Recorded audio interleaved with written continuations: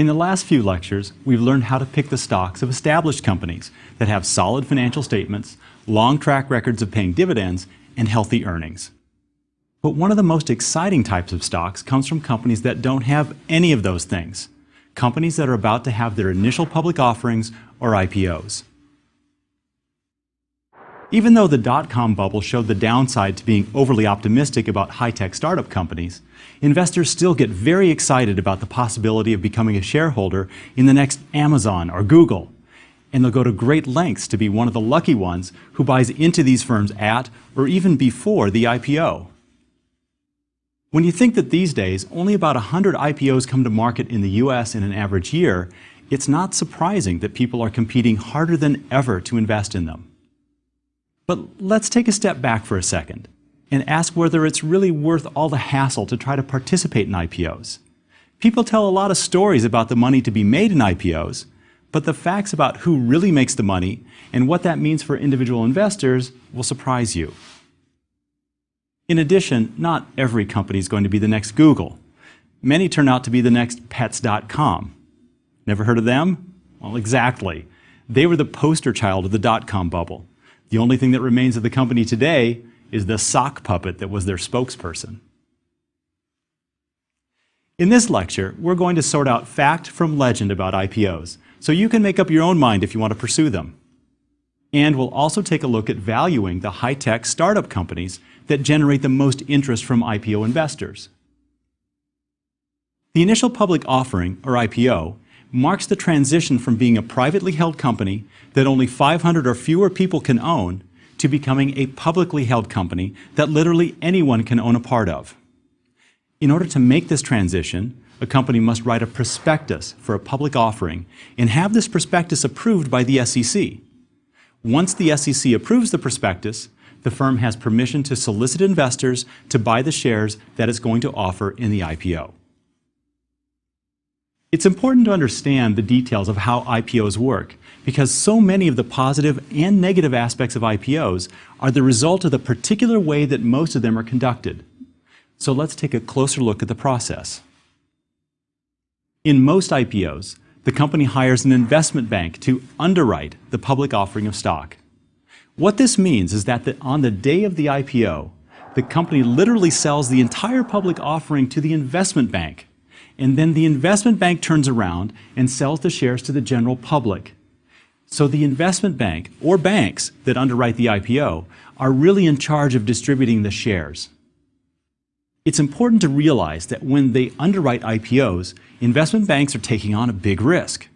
If the company that's going public turns out to be not very interesting to investors, then the investment bank will be stuck with a ton of shares that it can't sell, and it'll probably end up taking a loss on the deal. So the investment bank's #1 priority is to make sure that it finds enough investors to sell out the IPO shares. And which investors have the ability to make that happen? Well, it's institutional investors, pension funds, and especially the big mutual fund companies.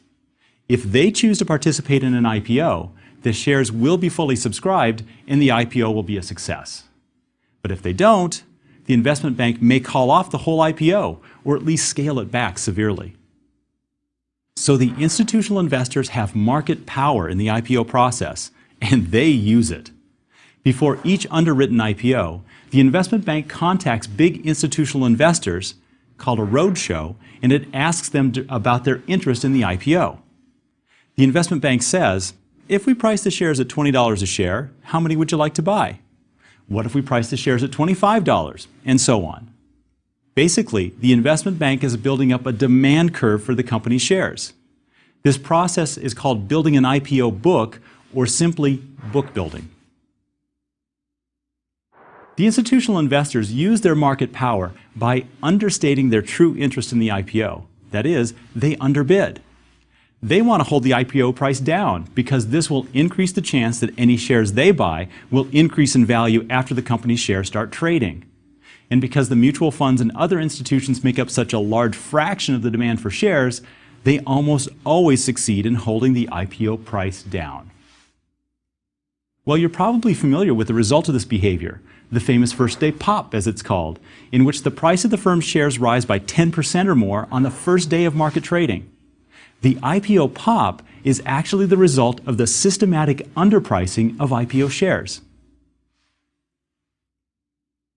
There are several implications of this story that you need to keep in mind as an individual investor.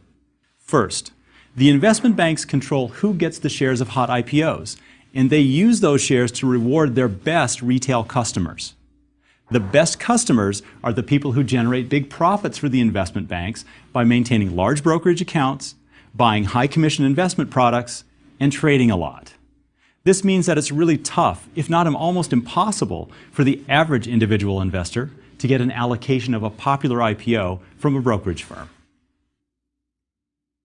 And unfortunately, this problem is only getting worse over time, not better. One of the big differences between IPOs now and the ones of the dot-com era is the portion of the company that's sold to the public in the IPO. In the dot-com era, it was typical for the IPO to distribute at least half of the outstanding shares of the company. These days, however, it's much more typical for a company to distribute 30% or less of its outstanding shares in the IPO. Several of the biggest IPOs in 2011, for example, offered less than 10% of the outstanding shares of these companies. This further reduces the supply of shares that investment banks have to dole out to their customers. The second big implication of the book-building model of IPOs is that institutional investors end up with a huge proportion of the new company's shares. Now, that means that your mutual fund company is probably ending up with a lot of IPO shares. So you may be getting indirect access to a lot of IPOs without knowing it, if you own mutual funds. Well, the good news about this is that you can brag to all your friends that you're actually getting those hard-to-come-by IPO shares. The bad news, of course, is that the mutual fund managers make all the decisions about what IPOs to buy and what to do with the shares. Perhaps the mutual fund manager has already flipped them by the time you even find out that one of your mutual funds has bought the IPO shares. Yeah, there's something that just isn't as satisfying about that. Part of the fun of getting a hold of IPO shares and then selling them for a big profit is being able to brag to your friends, hey, I flipped those shares. Well, let's hope that somebody flipped them, because this brings me to the third consequence of the book building process. What do you suppose generally happens after that fantastic first day of trading? Well, the answer is something that financial economists call subsequent underperformance. In other words, after the IPO, the shares don't tend to earn very good returns over longer holding periods on average. This phenomenon has been well documented by financial economists, and you can see why it might be the case. If everyone knows the IPO is underpriced, then people are eager to trade shares on the first day to participate in that first day pop. We don't know how big the first day pop is going to be, so it's easy for traders to get carried away. They keep on buying on that first day of trading and push the price even higher. But after a while, somebody finally asks whether the company is really worth all that money. And then the share price will tend to languish. So if you buy into the firm after the IPO, hoping that the party will keep on going, you're generally going to be disappointed. Of course, for some firms, the party lasts for quite a while. And in some cases, it gets a new burst of energy when so-called lockup periods expire. The lockup period refers to a length of time after the IPO, usually on the order of 90 days, during which the employees of the company are not allowed to trade their shares. In many, if not nearly every startup firm, a large portion of employee compensation takes the form of stock in the company. In addition to these shares, there are so-called friends and family shares, and for many startup firms, the sum of these two types of shares represent a significant fraction of the entire company. The purpose of the lockup, as you can probably guess, is to prevent employees from flooding the market with their shares and driving the share price down inadvertently on the first day of trading. When the lockup expires, there's a new supply of shares that comes into the secondary market. So in some cases, the arrival of these shares drives the price down. But for other companies, the arrival of these shares presents a chance for those people who missed out on the IPO to get in on the fun. Some firms experience a revival of interest in their shares around the expiration of the lockup date. So, if you're holding employee shares in a firm that's about to go public, it's really hard to predict whether your shares will still be rising in value by the end of the lockup, or whether they'll already have peaked. And if you missed the IPO and are still sitting on the sidelines thinking about investing, you may want to wait until the lockout expiration to see how this event affects the value of your shares. Well, after this discussion of the consequences of the book building method of conducting IPOs, you may be wondering, isn't there a different way to do this? Well, there is, and it's called the open IPO or Dutch auction method. A Dutch auction is a type of auction where the bids on the item for sale start at a high price and then fall until all the units of the item are sold. It works well whenever there are many, many units of something for sale, like flowers, for example. For IPOs, a Dutch auction method works this way. Everyone who's interested in the IPO submits a bid for shares that tells what price they'll pay and how many shares they want to buy at that price. The person running the auction collects all the bids and then ranks them by price, starting from the highest and then going to the lowest price offered. Each price also has a number of shares associated with the bid so that the auctioneer adds up the shares that each bidder wants, again, starting with the high bidders and working her way down. When the sum of the shares the bidders offer to buy is greater than or equal to the number of shares the firm is offering to sell, the auctioneer looks at the price offered by the last person whose bid was included and says that anyone who bid at least this price will get shares. But everyone pays the last bidder's price, so everyone pays the lowest winning bid. Now, a few IPOs have been conducted in this way over the years, and in fact, Google's IPO was supposed to have been conducted in this way. But there were a bunch of changes in the auction format that were made to ensure that a minimum price was paid by all the winning bids, so I really wouldn't say that Google used a true Dutch auction method in their IPO. For a while, Dutch auction IPOs were considered the wave of the future because they seemed more fair and they promised to remove the problem of underbidding in those first-day pops. But the advocates of the Dutch auction method failed to realize that the investment banks really like the profits from book building, and the companies going public are really averse to bearing the risk that their IPOs won't raise very much money. So the Dutch auction IPO remains a very small portion of the IPO market. Nonetheless, you may be interested in participating in them since they really are more open than traditional IPOs. Well, so far I think I'm raining on the IPO parade a little bit. It's really hard to get your own allocation of shares from the traditional book building IPOs, and your mutual funds may already get the shares anyway, not that it does you all that much good. But the long-term performance of IPO shares isn't very impressive on average. So why would anyone still be interested in IPOs? Well, hopefully you're thinking to yourself, or maybe you're shouting at the screen at this point, that there's still the chance that one of these stocks will be the next Microsoft or Dell Computer or any number of game-changing companies that went on to deliver amazing returns for shareholders over years or even decades. Okay, fair enough. So the question then becomes, how do I find the next Amazon or Google out of all the IPO candidates that come to market? Well, needless to say, that's a tough question. Because as I mentioned at the beginning of the lecture, the firms that are being taken public don't have any of the things that we've been using to value companies: earnings, dividends, even reliable financial ratios. But what they do have is potential. The whole reason we're interested in them is that they could generate lots of profits and lots of dividends in the future. So if you're really going to invest in IPOs or startup firms, you need to find a way to put a price tag on that potential. Wow, that sounds like a pretty tall order. And in fact, it is. But you can actually use some of the ideas that we've already learned during the past few lectures to think about the value of startup companies.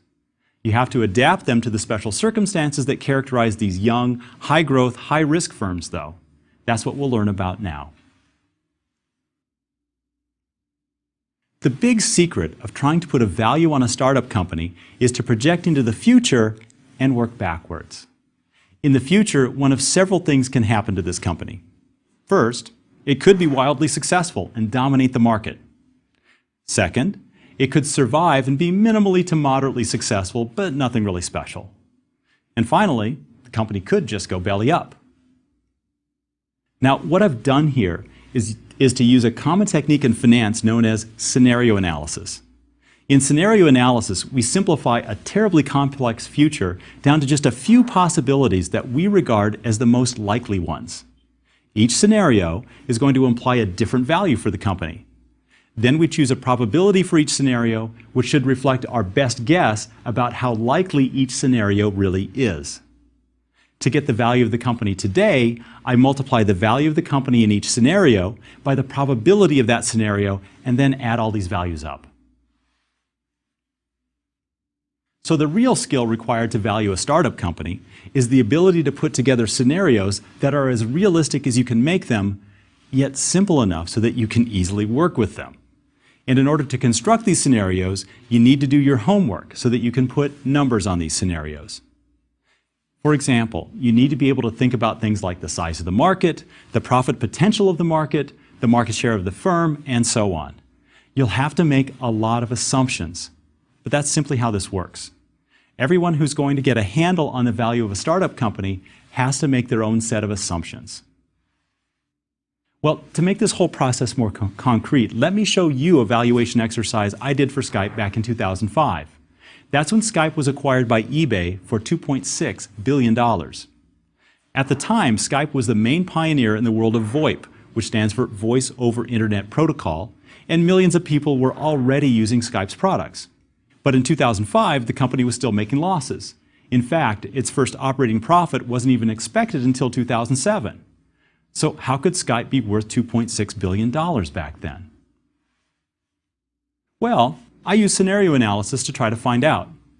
The first thing I did was to simply think about the evolution of the market for voice over internet and what the profit potential was in that market. In 2005, there were about 200 million users of broadband internet worldwide, mostly in the US and Europe. Since services like Skype only work well with very fast internet, I assumed that only broadband internet users would use Skype. But since Skype is so handy, and I noticed that just about everyone I knew who had a broadband connection had at least tried Skype, I assumed that everyone with a broadband connection would in fact use some kind of voice over internet service. So the market consisted of all broadband internet users.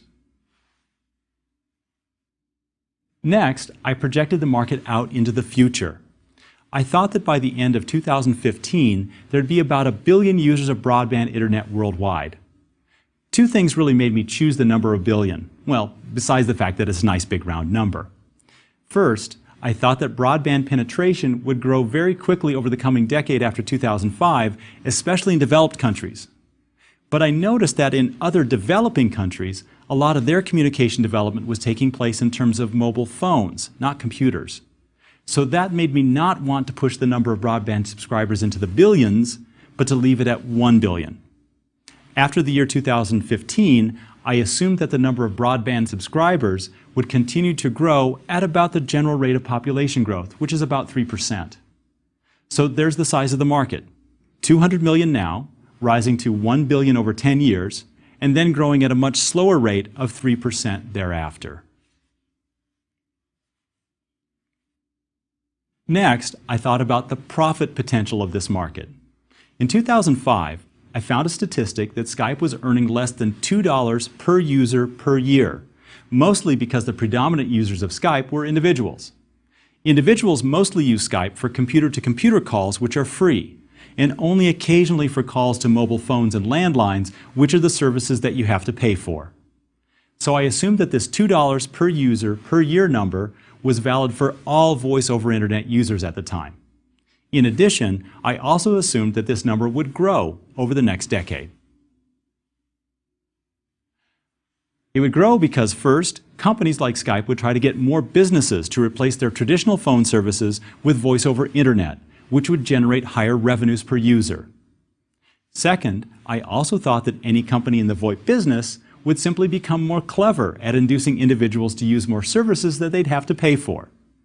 So between these two considerations, I assumed that the amount of revenue per year would grow from $2 per user per year to $6 per user per year during the following decade.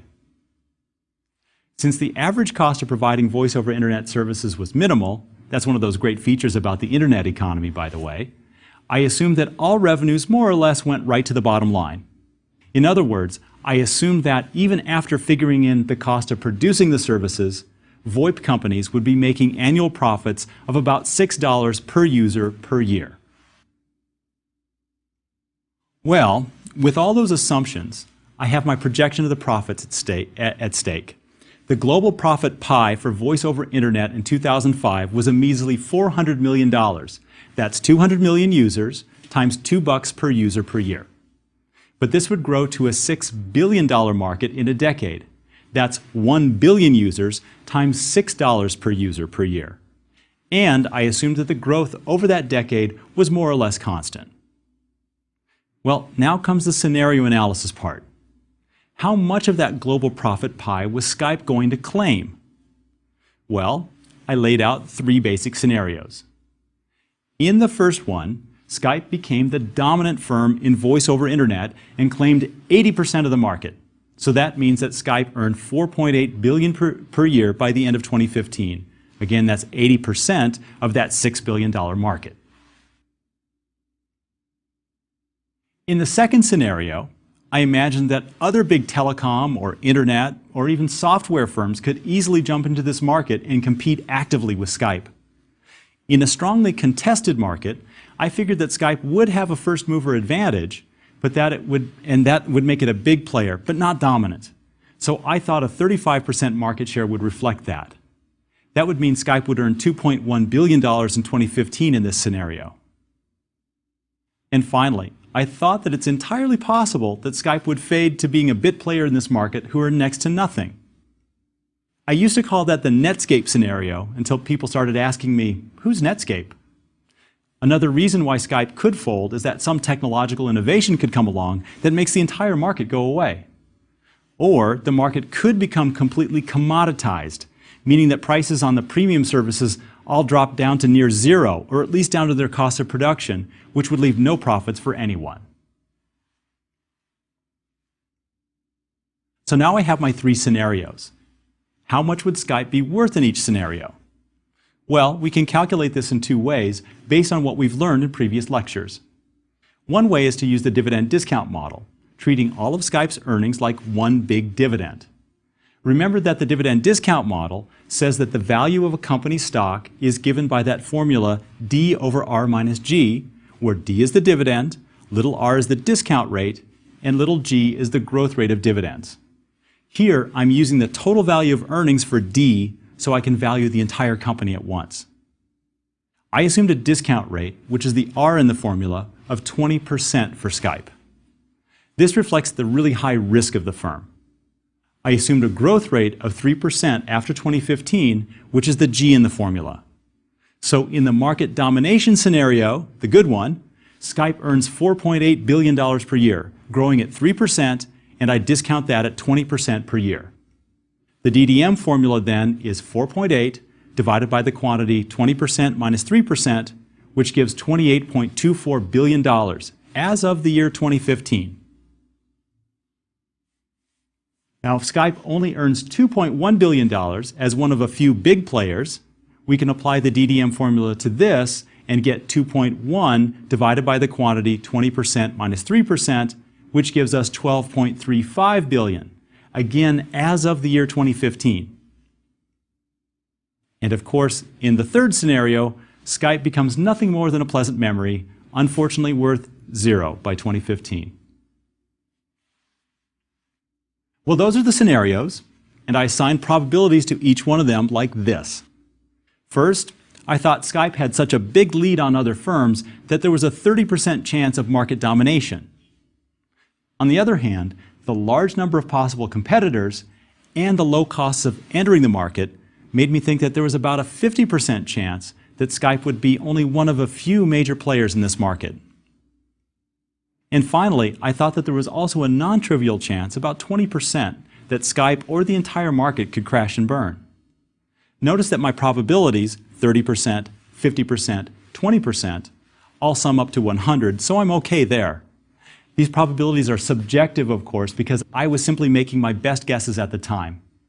If I could have found better information about the intentions of competitors or any of the hidden vulnerabilities of Skype, I would have used that information to adjust my probabilities for those different scenarios.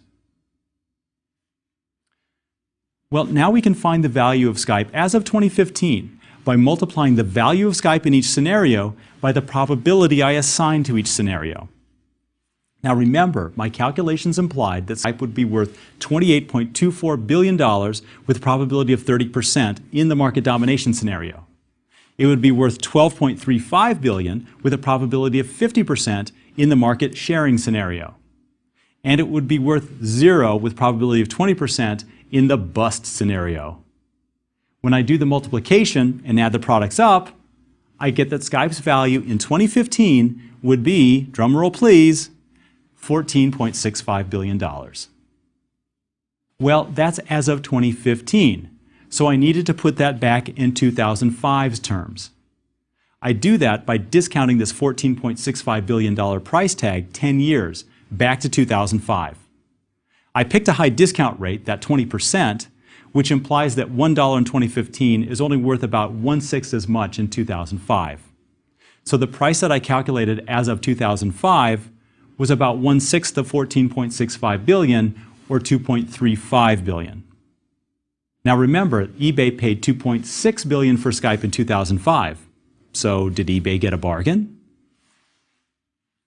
Well, not if you know the rest of the story. eBay was actually pretty disappointed with Skype and ended up selling Skype to private equity investors in 2009 for only $1.9 billion. But by that time, Skype was actually making money. It had revenues of that year of over $500 million and was expected to have net income of $90 million. Now, I wanted to show you this example for a couple of reasons. First, I think this gives you the flavor of what you need to go through in order to value a startup company. And second, I wanted you to see just how many assumptions you need to make in order to get an answer. So on the one hand, it's very hard to take this estimate very seriously. There's no way I'd bet on the accuracy of this specific estimate of a company's value. But on the other hand, going through this exercise makes me think systematically and clearly about all the important issues that really do influence a startup company's value. I had to think about the size and the growth of the voice-over internet market, Skype's actual and potential competitors, and the amount of profits to be made. These are exactly the sorts of questions you should be asking if you're looking at a startup. And after you make your estimates, you should stop and ask whether these estimates are reasonable. How fast does Skype really have to grow between 2005 and 2015 to reach a revenue level of $4.8 billion? Well, it's about 28% per year. Is this growth rate really reasonable? In short, scenario analysis makes you take a serious look at how a startup company really creates value.